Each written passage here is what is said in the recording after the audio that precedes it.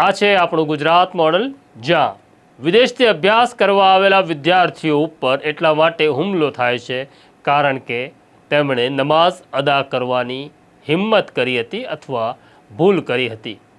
જો આ જ ગુજરાત મોડલ હોય તો એક ગુજરાતી તરીકે આપણને શરમ આવી જોઈએ, કારણ કે હજી આપણે માનસિક રીતે એટલા પછાત છીએ કે જ્યાં પ્રાર્થના અને નમાઝના નામે હુલ્લડો આપણે કરીએ છીએ.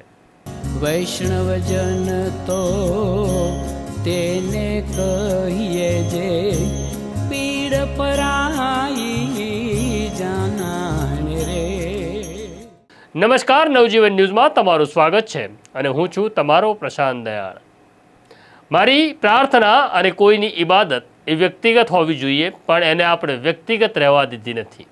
આપણે એવું માનીએ છીએ કે હું જે ઈશ્વરમાં ભરોસો કરું છું તે ઈશ્વરમાં તારે પણ ભરોસો કરવો પડશે. કેટલાક કટ્ટરપંથી મુસલમાનો એવું માને છે કે જેઓ અલ્લાહમાં ભરોસો કરતા નથી તેઓ કાફીર છે, અને એટલે જ આ દેશની અંદર ધર્મના નામે હુલ્લડ થાય છે. અને જ્યારે જ્યારે હુલ્લડ થાય છે ત્યારે સમજવું હજી આપણે પાષાણ યુગમાં, એટલે કે માનસિક પછાત દશામાં આપણે જીવી રહ્યા છીએ. શરમ સાથે એક ઘટના આજે મારે તમારી સામે મૂકવી છે, અને ઘટના અમદાવાદની છે. અમદાવાદમાં ગુજરાત યુનિવર્સિટી આવેલી છે. યુનિવર્સિટીમાં શનિવારની રાત્રે એક ઘટના ઘટે છે. ઘટના એવી હતી કે હમણાં રમઝાન મહિનો ચાલે છે. આ ગુજરાત યુનિવર્સિટીની અંદર ઘણા બધા વિદેશી વિદ્યાર્થીઓ પણ અભ્યાસ કરવા માટે આવે છે, જેઓ બાંગ્લાદેશથી આવે છે, અફઘાનિસ્તાનથી આવે છે, આફ્રિકાથી આવે છે. આ જે વિદ્યાર્થીઓ છે તેમાં બહુમતી વિદેશી વિદ્યાર્થીઓ જે મુસલમાન છે, અને રમઝાન મહિનો શરૂ થયો એટલે આ વિદેશી વિદ્યાર્થીઓ દ્વારા યુનિવર્સિટી સત્તાવાળાઓને કહેવામાં આવ્યું હતું કે રમઝાન છે માટે અમને એવી કોઈક જગ્યા ફાળવવામાં આવે જ્યાં અમે નમાઝ અદા કરી શકીએ.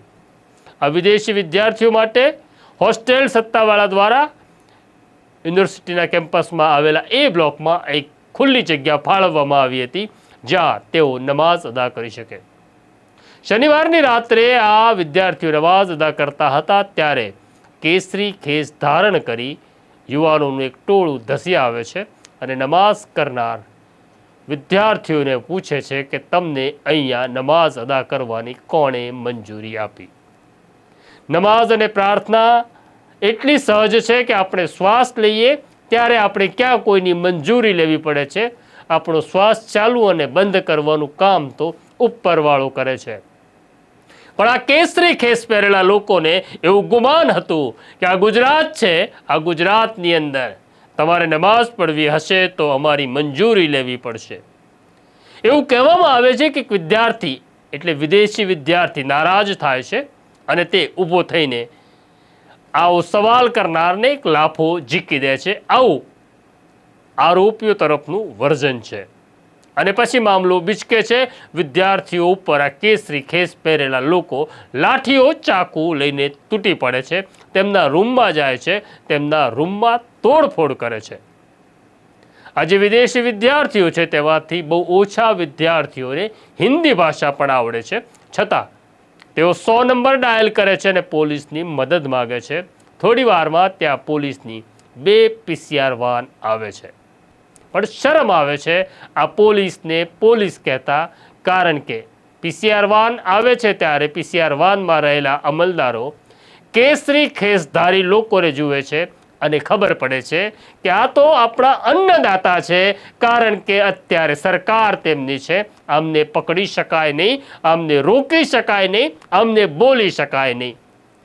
એટલે ખાખી કપડામાં રહેલા આ નપુંસક માણસો કોઈને રોકતા નથી અને આ ટોળું હિંમતભેર PCR વાનની સામેથી પસાર થઈ જાય છે. શરમ આવે છે આ પ્રકારની કાયર પોલીસને ગુજરાત પોલીસ કહેતા. પછી 108ને બોલાવવામાં આવે છે. 108 આવે છે અને ઇજાગ્રસ્ત વિદ્યાર્થીઓને SVP હોસ્પિટલમાં લઈ જાય છે. આ મામલાના પડઘા ગાંધીનગર સુધી પડે છે. ગાંધીનગરમાં જ્યારે આ ઘટનાની જાણ થાય છે, ગૃહ રાજ્યમંત્રી હર્ષ સંઘવી તરત એક્શનમાં આવે છે. ડીજીપી વિકાસ સહાય સાથે મિટિંગનો દોર શરૂ થાય છે. અમદાવાદના પોલીસ કમિશનર જ્ઞાનેન્દ્રસિંહ મલિક સાથે વાત કરવામાં આવે છે. ઝોન ડીસીપી તરુણ દુગ્ગલ સાથે પણ વાત કરવામાં આવે છે. અને રવિવારની સવારે એક લાંબી મેરેથોન મિટિંગ અમદાવાદના સર્કિટ હાઉસમાં થાય છે.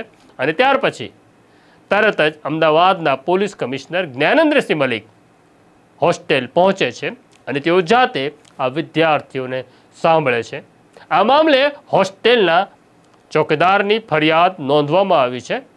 મામલો વિદેશી વિદ્યાર્થીઓનો હોવાને કારણે આ મામલો હવે વિદેશ મંત્રાલય સુધી જશે અને દેશમાં જ નહીં આંતરરાષ્ટ્રીય સ્તરે આના પડઘા પડશે. કારણ કે આપણે ગુજરાત મોડલ એવું બનાવ્યું છે જ્યાં હજી પણ આપણે નમાઝ અને પ્રાર્થનાના નામે દંગલ કરીએ છીએ, કરાવી શકીએ છીએ, કારણ કે સામે ચૂંટણી છે. આ તો અમારે કરવું જ પડશે. તો આ સ્ટોરી કેવી લાગી તમે અમને જરૂર લખો. અને તમને ચેતવવા માંગીએ છીએ, આ સમય નાજુક છે, આ સેમ્પલ પણ હોઈ શકે છે. લોકસભાની ચૂંટણી તો આવશે અને જશે, પણ ધર્મના નામે તમે લડતા નહીં, તમારા સંતાનોને સાચવજો, કારણ કે પછી તેને બચાવનાર કોઈ નહીં હોય. આ હિન્દુ અને મુસલમાન નેતાઓ તમારી સામે પણ નહીં જુએ. લોકસભાની ચૂંટણી પૂરી, એમનું કામ પણ પૂરું. તો આ છે નવજીવન ન્યૂઝ. અમારું બેલ આઇકોન દબાવી અમારી સાથે જોડાઓ. આ સ્ટોરીમાં તમારી કોમેન્ટ લખો, કારણ કે આપણે હજી પણ માણસ બનવાની જરૂર છે. તેની વાત નવજીવન ન્યૂઝ સતત કરતું રહેશે. અત્યારે મને અને મારા સાથી સોનુ સોલંકીને રજા આપો. નમસ્કાર. વૈષ્ણવજન તો તેને કહીએ જે પીડ પરાઈ જાના.